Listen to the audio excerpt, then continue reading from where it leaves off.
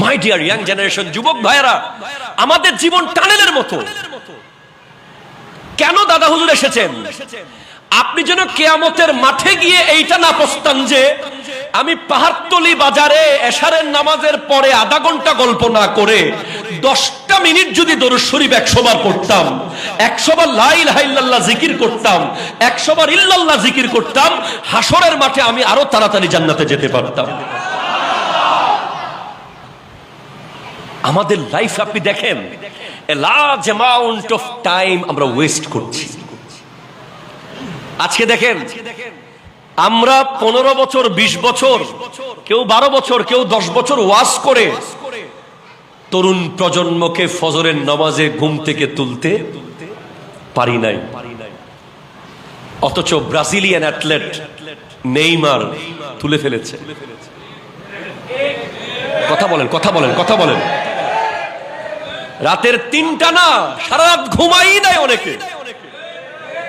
আমাদের আলেম সমাজের মাক্কি সুরে, মাদানী সুরে, মধুর আজান দিয়ে আমাদের প্রজন্মকে আমরা ঘুম থেকে তুলতে পারি নাই। অথচ ব্রাজিলের প্লেয়াররা এক চুটকিতেই প্রজন্মকে সারা রাত ঘুমাতে দেয় নাই। এটা কি সহজ ব্যাপার মনে করেছেন আপনি? এটা অত্যন্ত ভয়ঙ্কর ব্যাপার। কোরআন বলছে, ইয়া আইয়ুহাল্লাযীনা আমানু লা তাত্তাখিযুল ইয়াহুদা ওয়ান নাসারা আউলিয়া। হে ঈমানদার, তোমরা ইহুদি নাসারাকে বন্ধু বানাবে না। বাদুহুম আউলিয়াউ বাদিন, তারা একে অপরের বন্ধু।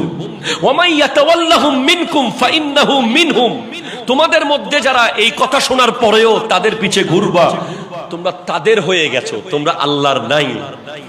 ইন্নাল্লাহা লা ইয়াহদিল কওমাজ জালিমিন, আল্লাহ জালিম সম্প্রদায়কে হেদায়েত করে না, করে না, করে না। খোদা কি কসম, দাদা হুজুর তৈয়ব শাহ রহমাতুল্লাহ আলাইহি, তয়শা সাহেব কিবলা, পীর বাঙ্গাল হুজুর, ওনারা যদি না আসতেন, আজকে হাজার হাজার যুবক ইহুদি নাসারাদের কালচারে আসক্ত হয়ে, অনলাইনে আসক্ত হয়ে, আজকে অনলাইন জুয়া, অনলাইন গেম, ব্যাটিং, অনলাইনে বলে বলে জুয়া, এগুলোতে আজকে মগ্ন হয়ে আসক্ত হয়ে যেত। তাদেরকে সেটা থেকে রক্ষা করেছে এই তরিকত। ঠিক কিনা? জোরে কথা বলেন। আমি আপনাকে খুব লাইন ধরে বলতে পারছি না, আমার সময় কম বিধে আমি খুব দ্রুত বলে যাচ্ছি। দেখুন, স্যারের উনি বক্তব্য দেন না বলেছেন, তবে আজকে 5 মিনিট আমি ওনার ফ্যান হয়ে গেছি স্যারের। ওনাদের মতো বিজ্ঞ ব্যক্তিদের, শিক্ষানবিশদের 5 মিনিটের কথা অনেক ওজনদার। আমি স্যারের কথা থেকেই একটা আয়াত ধরেছি। বর্তমান তরুণ প্রজন্মের মধ্যে একটা বড় জিনিসের অভাব, সেটা হলো সবর। ঠিক কিনা বলেন তো? ধৈর্য। তারা মুহূর্তে মুহূর্তে ডিসিশন চেঞ্জ করে, তারা মুহূর্তে মুহূর্তে এইম চেঞ্জ করে ফেলে, তারা হঠাৎ করেই এই ট্র্যাক থেকে ওই ট্র্যাকে চলে যায়। কিন্তু কোরআন বলছে, সূরা কাহাফ আয়াত নম্বর 28, ওয়াসবির, তুমি সবর করো। সুবহানাল্লাহ, জোরে বলেন না। তুমি সবরের সাথে থাকো। নফসাকা, তোমার আত্মাকে, তোমার অস্তিত্বকে ধৈর্যের সাথে কানেক্টেড রাখো। মাআল্লাযীনা, ওই ব্যক্তিদের সাথে, ইয়াদউনা রাব্বাহুম, যারা আল্লাহকে ডাকে, বিল গাদাতে ওয়াল আশিয়ে, সকাল সন্ধ্যা যারা আল্লাহর ধ্যানে মগ্ন থাকে, যারা সকাল সন্ধ্যা আল্লাহর দেখানো পথে চলতে থাকে, যাদের জিন্দেগিতে প্রতিটা কদমে যারা মনে করে যে কোই দেখে না দেখে খোদা দেখ রাহা হ্যায়, আমাকে কেউ দেখুক আর না দেখুক আল্লাহ দেখছে, এমন ব্যক্তির সাথে তুমি রিলেশন তৈরি করো, কানেক্টেড হও, এবং ধৈর্যের সাথে ওনার সাথে তুমি লেগে থাকো। একটু জোরে বলতে হবে সুবহানাল্লাহ, জোরে বলতে হবে। এখন আপনি এই ব্যক্তি পাবেন কোথায়? বড় একটা সৌভাগ্যের ব্যাপার। আমি বলি যে আমার বাবা মা, আমার দাদা দাদি, বা আমাদের এখানে যারা আছে, আমাদের পূর্বপুরুষ হয়তো কোথাও একটা সিজদা দিয়েছিলেন যেটা আল্লাহ কবুল করেছেন। হয়তো কোনো এক দোয়াতে তাদের চোখের পানি পড়েছিল, যেই দোয়ার বিনিময়ে আল্লামা সৈয়দ আহমদ শাহ সিরিকুটি রহমতুল্লাহ আলাই বাংলাদেশে এসেছেন। আমরা বড় খুশনসিব। আমি আপনাকে বলবো, আজকে আপনি পৃথিবীতে অনেক অলির কারামত শুনেছেন, অনেক অলির ঘটনা শুনেছেন, তবে সকাল সন্ধ্যা কিভাবে আল্লাহর ধ্যানে মগ্ন থাকতে হয় তেমন আলোচনা শুনেছেন যে কজন অলির, তাদের মধ্যে আরেকজনকে আজকে আপনি অ্যাড করে নেন। তার নাম হলো সৈয়দ আহমদ শাহ সিরিকুটি রহমতুল্লাহ আলাইহি। যদি বলেন হুজুর কিভাবে, আমি এই সফরে জেনেছি অথেন্টিক সোর্স থেকে। দাদা হুজুর আল্লামা সৈয়দ আহমদ শাহ সিরিকুটি রহমতুল্লাহ আলাইহির প্রথম পরীক্ষা ছিল পীরের দরবারে নিজেকে মুরিদ হওয়ার যোগ্যতা। খাজা চরবির কাছে গিয়ে মুরিদ হওয়ার যে যোগ্যতা, ওনার কোনো অভাব ছিল না। উনি হাফেজ ছিলেন, উনি আলেম ছিলেন, উনি বিজনেসম্যান ছিলেন, উনি আওলাদে রসুল ছিলেন। এরপরে ওনাকে একটা পরীক্ষা দিতে হয়েছে সবরের। একটু জোরে বলেন সুবহানাল্লাহ। সবর। My dear young generation, please concentrate your mind. সবরের মূল্য কতটুকু আপনি একটু খেয়াল করেন। আপনি আপনার আব্বা আম্মার কথায় পাহাড়তলি বাজার থেকে 10 কেজি চাউল নিয়ে আসতে পারেন না, হেঁটে আপনাকে রিক্সাতে সিএনজিতে আসতে হয়। এখানে আপনার আসতে আধা কিলো পথ হবে না এই জায়গা। অথচ যার নাম আমি উচ্চারণ করলাম, যিনি জামিয়ার প্রতিষ্ঠাতা, আমি তৈয়ব শাহ রহমতুল্লাহর কাছে আসতেছি, ওনার জীবনে একটা আশ্চর্য সবর হলো, উনি 12 বছর লাকড়ি বোঝাই করে পাহাড়ের চূড়া থেকে খাজা চরবির দরবারে 2.5 মণ লাকড়ি নিয়ে গেছেন।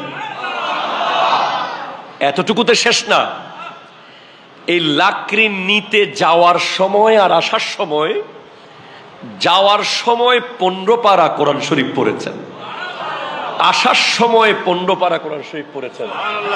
যেতে আর আসতে 1 খতম করে কোরআন তিলাওয়াত করা ওনার পীর মুর্শিদ ওনাকে এটা দায়িত্ব দিয়েছেন। তুম ऐसा वैसा नहीं आओगे, आते वक्त 15 पारा पढ़ के आओगे, जाते वक्त 15 पारा पढ़ के जाओगे।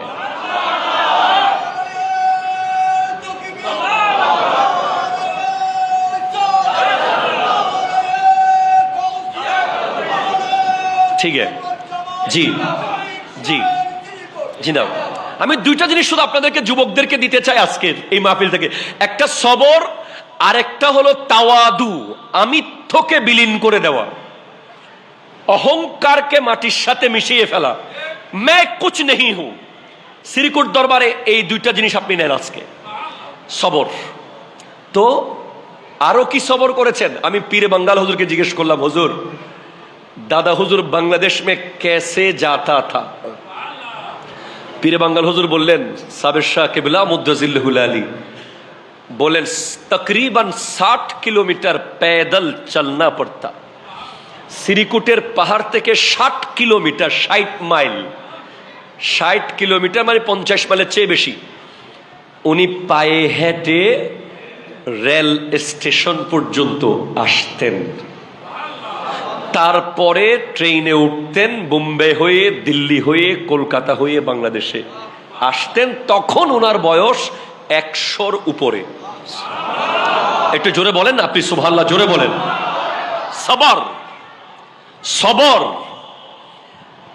এরপর আপনি যদি বলেন তৈয়ব শাহ রহমতুল্লাহ আলাইহি, আমি বলবো দাদা হুজুরের সবরের বিশাল একটা গিফট।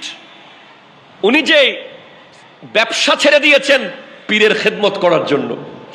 উনি দ্বীনি খেদমত রহমানিয়া মাদ্রাসা, যেটা চৌহর শরীফে আছে, খাজা চৌরবির বানানো, ওই মাদ্রাসার কাজের জন্য ব্যবসা করে যত সম্পদ এনেছেন খচ্চরের উপর বোঝাই করে সব দিয়ে দিয়েছেন।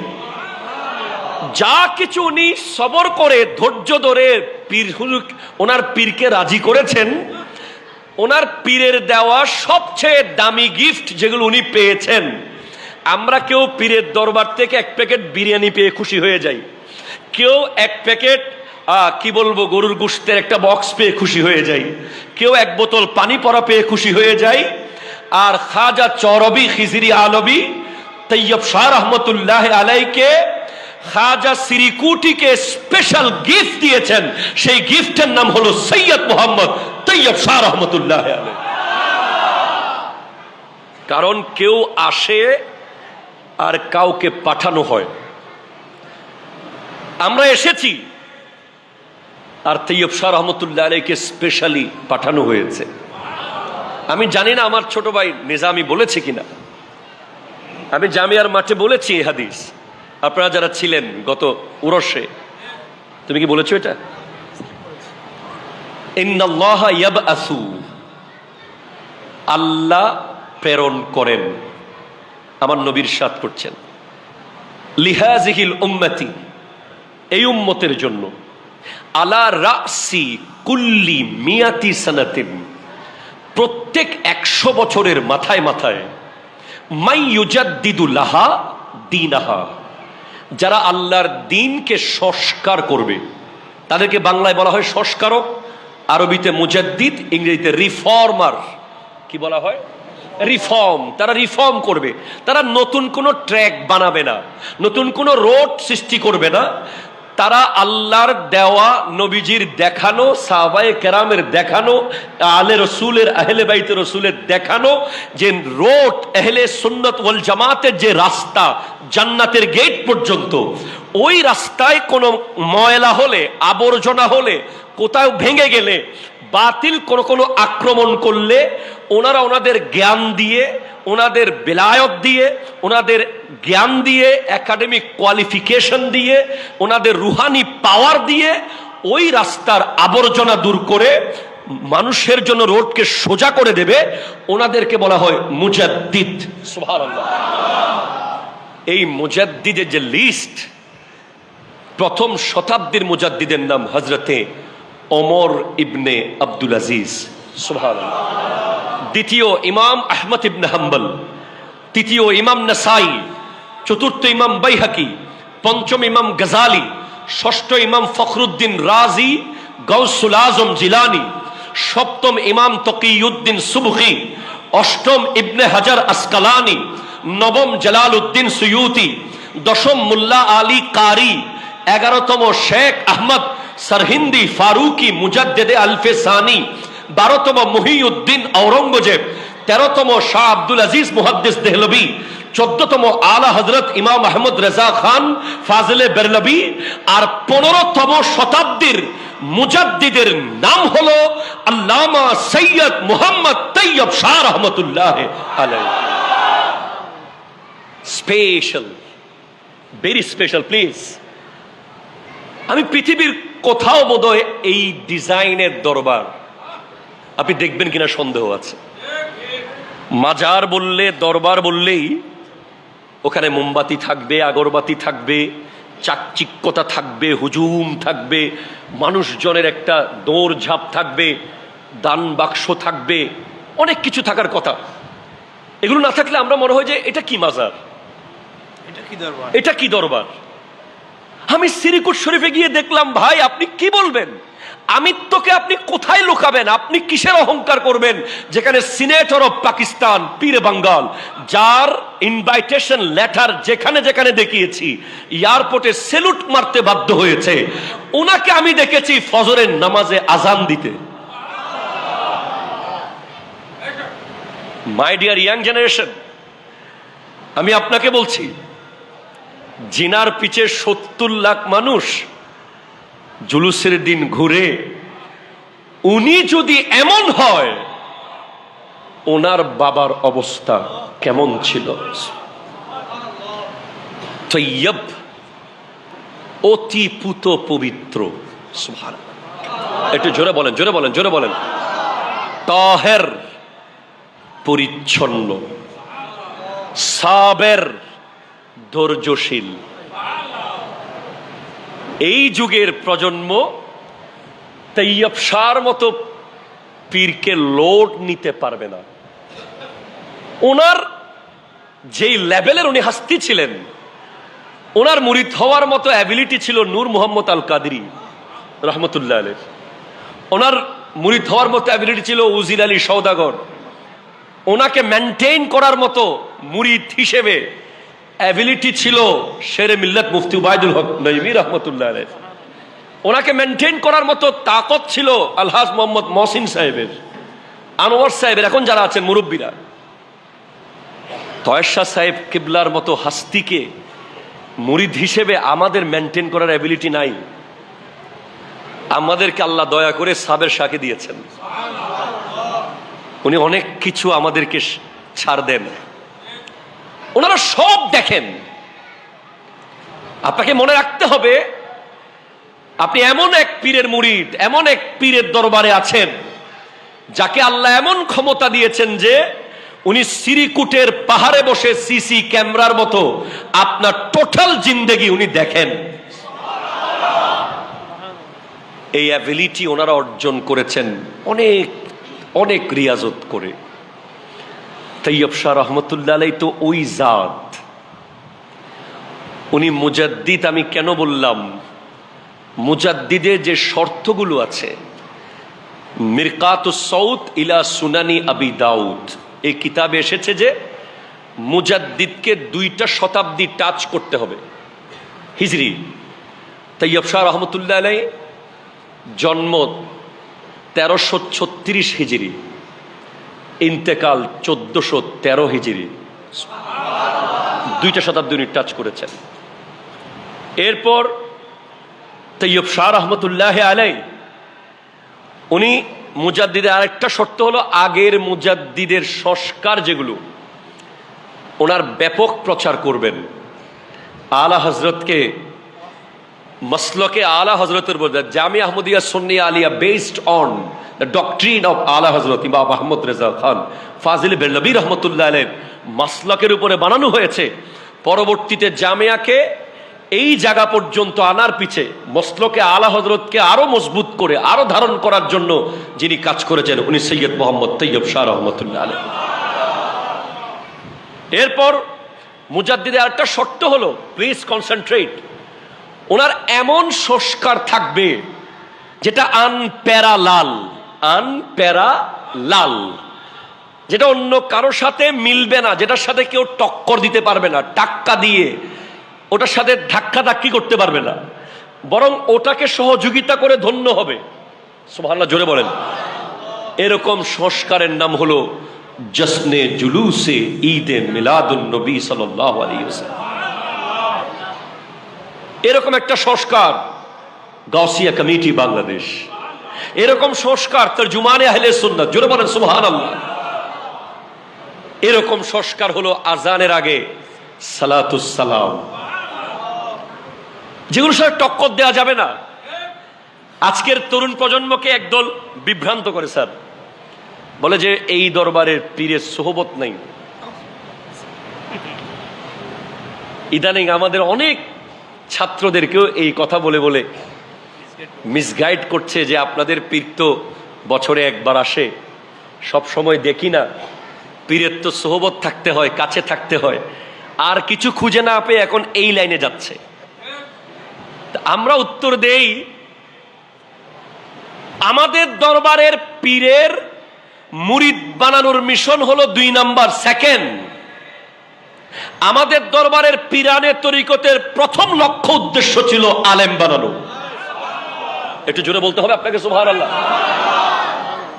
এই দরবারের মূল স্লোগানটা হলো কাম করো, दीन को बचाओ, इस्लाम को बचाओ, सच्चा आलेम तैयार करो। ঠিক কিনা বলেন বলেন বলেন বলেন। এখন আপনি বুঝেন, যেখানে যেখানে দুনিয়ার যেখানে যেখানে বড় বড় খানকা আছে, পীরানের তরিকত উপস্থিত আছেন সকলে আমাদের শ্রদ্ধেয় হক্কানি পীরগণ। যদি প্রত্যেক খানকার সাথে একটা আলিয়া মাদ্রাসা হতো, কামিল মাদ্রাসা থাকতো, তাহলে আজকে সুন্নিয়তের বিষয়টা ডিফারেন্ট কিছু হতো। হয় না কেন? কারণ মুরিদরা পীরকে যখন সামনে পায় পানি পড়া আর দোয়া নিয়ে চলে যায়। মাদ্রাসা করার কথা আর মাথায় ওনার টনি পেয়ে গেছে, বাস দোয়া, পীর সাহেব দোয়া করে চলে গেছে। কিন্তু আমাদের হুজুর কিবলারা ওনাদেরকে যে যাবতীয়, উনি যদি কাছে থাকতো হাদিয়া দিতাম না আমরা? হাদিয়া দিতাম, খাবার খাওয়াতাম, দাওয়াত দিয়ে নিয়ে যেতাম, কত কিছু না করতাম।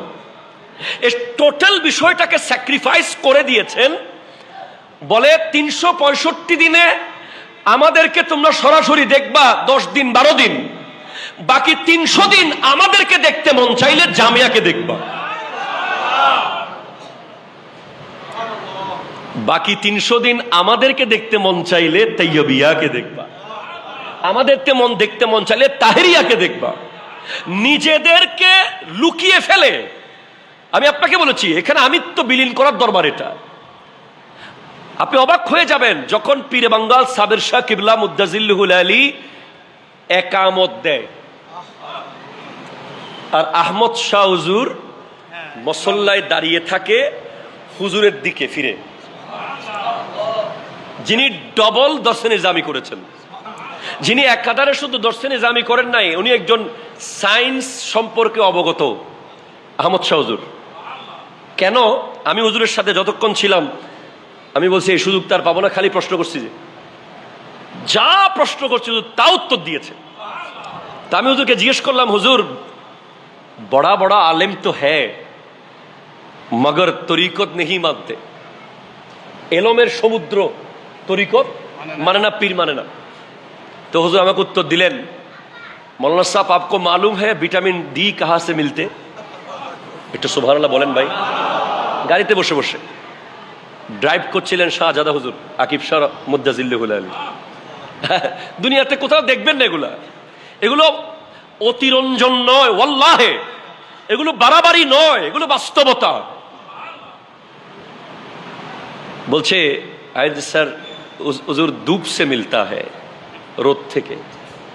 হুজুর বলছে নেহি নেহি নেহি, विटामिन डी कुछ कुछ खास खाना पीना में है मगर धूप उसको एक्टिव करता है। বলে ভিটামিন ডি বিভিন্ন খাবারে আছে, রোদের কাজ হলো ওটাকে অ্যাক্টিভ করা। রোদ যদি লাগে ভিটামিন ডিটা অ্যাক্টিভ হবে। तो ऐसा ही सारे किताब आप पढ़ लिया, लाइब्रेरी में जितने किताब है सब आप हिफ्ज कर लिया, मगर वो एक्टिव नहीं होगा जब तक रूहानियत नहीं आएगा, तरीकत तसव्वुफ नहीं आएगा, वो इल्म एक्टिव नहीं होगा। इल्म के एक्टिव करार जन्नो तसव्वुफ और तरीकत लागबे। হুজুর আমাকে বুঝাইলেন। এরপর হুজুরের একটা মেসাল আমি আপনাদেরকে দিলে, তরুণ প্রজন্ম প্লিজ, স্যারকে যে আমি কেমনে রাখছি আল্লাহ জানে, এটা আমার জীবনের একটা গুরুত্বপূর্ণ সনদ হয়ে যাবে। স্যার আগে তো স্যার ছিলেন চুয়েটে, আমার আপন জ্যাঠাতো ভাই পড়তেন কম্পিউটার ইঞ্জিনিয়ারে, উনি এখন ম্যাগনা গ্রুপে আছেন। স্যার এখন কিন্তু স্যার আমাদের এডুকেশন বোর্ডে আছেন। তো স্যার যে আমাকে দিলেন আমার ব্যাপারে বলা, মানে এটা আমার জন্য অনেক গুরুত্বপূর্ণ। আহমদ শাহ হুজুরের আরেকটা তকরির, উনি আমাদের লাইফকে টানেলের সাথে উনি উদাহরণ দিয়েছেন। Tunnel, our life like a tunnel. এই যে আপনারা যুবক ভাইরা আছেন, আপনাদেরকে মনে রাখতে হবে যে আমাদের জীবনটা একটা টানেলের মতো। চিনেন না টানেল? কর্ণফুলী টানেল চিনেন না? আছে না কর্ণফুলী টানেল? আছে। আপনি 80 বছর বাঁচবেন, 70 বছর বাঁচবেন, 50 বছর বাঁচবেন, বুঝবেন যে আপনি একটা টানেলের ভিতর দিয়ে যাচ্ছেন। তা আহমদ শাহ হুজুর বলছেন যে দুইটা কাফেলা টানেলের ভিতর দিয়ে যাচ্ছে, যাওয়ার সময় পায়ের নিচে কিছু পাথরের মতো লাগতেছে, অন্ধকার তো। একদল খুব অলস, যারা বলছে আরে কি লাগবে না লাগবে চলে যাই, খুঁজে দেখে নাই কি সেটা, চলে গেছে ওই পারে। আরেক দল একটু কৌতূহলী, আগ্রহী, অলস কম, তারা 2-4টা পাথর নিয়ে পকেটে নিল, ওই পারে গেলে দেখবো সেগুলো কি। যখন টানেলের ওই পারে গেল, ঠিক তখন পকেট থেকে বের করে দেখে এগুলো সাধারণ কোনো পাথর না, এগুলো সব হীরার টুকরা। তো এখন যারা কুড়িয়ে নিয়েছে তারাও পস্তাচ্ছে, যারা নেয় নাই তারাও পস্তাচ্ছে। বলে কেন? যারা 1-2টা পাথর নিয়েছে তারা বলছে, ইস আমার পকেট তো অনেক বড় ছিল, আমি যদি আর 2টা বেশি নিতাম। আর যারা একটাও নেয় নাই তারা বলছে, ইস যদি অন্তত 1টা পাথর নিতাম, 1টা হীরার টুকরা বিক্রি করে 1 মাস আমার জীবন চলে যেত। মাই ডিয়ার ইয়াং জেনারেশন, যুবক ভাইয়েরা, আমাদের জীবন টানেলের মতো। কেন দাদা হুজুর এসেছেন? আপনি যেন কিয়ামতের মাঠে গিয়ে এইটা না পস্তান যে আমি পাহাড়তলি বাজারে এশারের নামাজের পরে আধা ঘন্টা গল্প না করে 10টা মিনিট যদি দরুদ শরীফ 100 বার পড়তাম, 100 বার লা ইলাহা ইল্লাল্লাহ জিকির করতাম, 100 বার ইল্লাল্লাহ জিকির করতাম, হাসরের মাঠে আমি আরো তাড়াতাড়ি জান্নাতে যেতে পারতাম। আমাদের লাইফ আপনি দেখেন, a large amount of time আমরা ওয়েস্ট করছি। আজকে দেখেন, আমরা 15 বছর, 20 বছর, কেউ 12 বছর, কেউ 10 বছর ওয়াজ করে তরুণ প্রজন্মকে ফজরের নামাজে ঘুম থেকে তুলতে পারি নাই। অথচ ব্রাজিলিয়ান অ্যাথলেট নেইমার তুলে ফেলেছে। কথা বলেন, কথা বলেন, কথা বলেন। রাতের 3টা না, সারা রাত ঘুমাই নাই অনেকে। আমাদের আলেম সমাজের মক্কি সুরে, মাদানী সুরে, মধুর আজান দিয়ে আমাদের প্রজন্মকে আমরা ঘুম থেকে তুলতে পারি নাই। অথচ ব্রাজিলের প্লেয়াররা 1 চুটকিতেই প্রজন্মকে সারা রাত ঘুমাতে দেয় নাই। এটা কি সহজ ব্যাপার মনে করেছেন আপনি? এটা অত্যন্ত ভয়ঙ্কর ব্যাপার। কোরআন বলছে, ইয়া আইয়ুহাল্লাযীনা আমানু লা তাত্তাখিযুল ইয়াহুদা ওয়ান নাসারা আউলিয়া। হে ঈমানদার, তোমরা ইহুদি নাসারাকে বন্ধু বানাবে না। বাদুহুম আউলিয়াউ বাদিন, তারা একে অপরের বন্ধু। ওয়া মান ইয়াতাওয়াল্লাহুম মিনকুম ফাইন্নাহু মিনহুম, তোমাদের মধ্যে যারা এই কথা শোনার পরেও তাদের পিছে ঘুরবা, তোমরা তাদের হয়ে গেছো, তোমরা আল্লাহর নাই। ইন্নাল্লাহা লা ইয়াহদিল কওমাজ জালিমিন, আল্লাহ জালিম সম্প্রদায়কে হেদায়েত করে না, করে না, করে না। খোদা কি কসম, দাদা হুজুর তৈয়ব শাহ রহমতুল্লাহ আলাইহি, তয়শা সাহেব কিবলা, পীরে বাঙ্গাল হুজুর, ওনারা যদি না আসতেন, আজকে হাজার হাজার যুবক ইহুদি নাসারাদের কালচারে আসক্ত হয়ে, অনলাইনে আসক্ত হয়ে, আজকে অনলাইন জুয়া, অনলাইন গেম, ব্যাটিং, অনলাইনে বলে বলে জুয়া, এগুলোতে আজকে মগ্ন হয়ে আসক্ত হয়ে যেত। তাদেরকে সেটা থেকে রক্ষা করেছে এই তরিকত। ঠিক কিনা? জোরে কথা বলেন। আমি আপনাকে খুব লাইন ধরে বলতে পারছি না, আমার সময় কম বিধে আমি খুব দ্রুত বলে যাচ্ছি।